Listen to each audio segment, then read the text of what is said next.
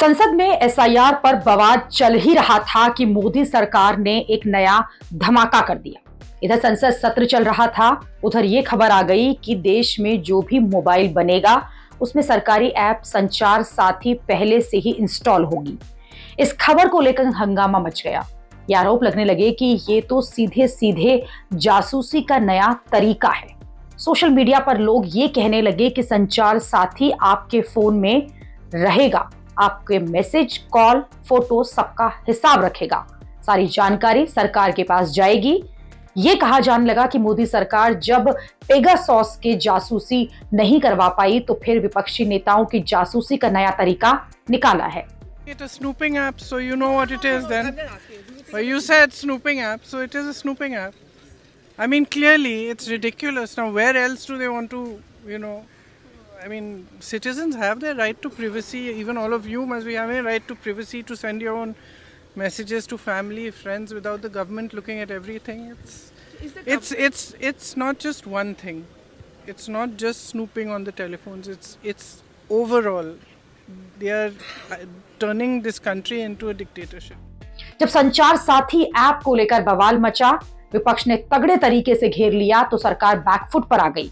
अब केंद्रीय संचार मंत्री ज्योतिरादित्य सिंधिया ने सफाई दी है कि ये ऐप जासूसी या फिर कॉल मॉनिटरिंग के सक्षम नहीं करता। आप इसे अपनी इच्छा से एक्टिवेट या फिर डीएक्टिवेट कर सकते हैं।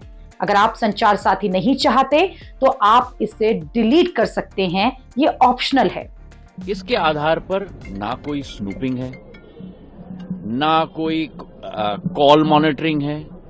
अगर आप चाहते हो तो इसको आप एक्टिवेट करो, अगर आप नहीं चाहते तो इसे एक्टिवेट मत करो।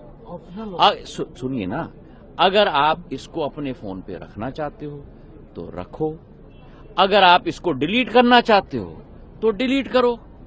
जिस तरीके से, उदाहरण के तौर पे, आपके फोन पे जब आप फोन खरीदते हो तो उस पे कई ऐप्स आ जाती हैं, जैसे गूगल मैप्स भी आ जाता है।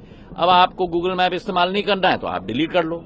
अगर आपको संचार साथी इस्तेमाल नहीं करना है तो डिलीट कर दो। इसका मतलब ये ऑप्शनल है सर। ऑब्वियसली डिलीट कर सकते हो आप, कोई प्रॉब्लम नहीं है। तो बात का बतंगड़ एक मिनट, वही तो हर भ्रम को मैं तोड़ने की कोशिश कर रहा हूँ। ये कस्टमर प्रोटेक्शन की बात है और हर भ्रम को मैं तोड़ने की कोशिश कर रहा हूँ। आपको डिलीट करना है तो आप डिलीट कर दोगे। आप संचार साथी ऐप को लेकर संचार मंत्री ने क्लियर कर दिया कि ऐप नहीं चाहिए तो डिलीट कर दो। लेकिन फिर ये सवाल उठ रहे हैं कि अगर ये ऑप्शनल है, इसे डिलीट कर सकते हैं, तो फिर इसे प्री इंस्टॉल करने का आदेश ही जारी क्यों किया गया। लोग ये भी कह रहे हैं कि एक बार ये ऐप आपके फोन में आ जाएगा तो फिर ये आपका सारा रिकॉर्ड रखेगा ही नहीं, तो ऐसे ऐप को रखने का फोन में कोई मतलब ही नहीं है। दूसरी बात, कुछ लोग ये तर्क भी दे रहे हैं कि बाकी ऐप तो यूजर्स का डेटा रखते ही हैं, तो फिर ऐसा बवाल क्यों मचाना। लेकिन ये बात भी समझने वाली है कि दूसरी ऐप सरकारी नहीं चलाती।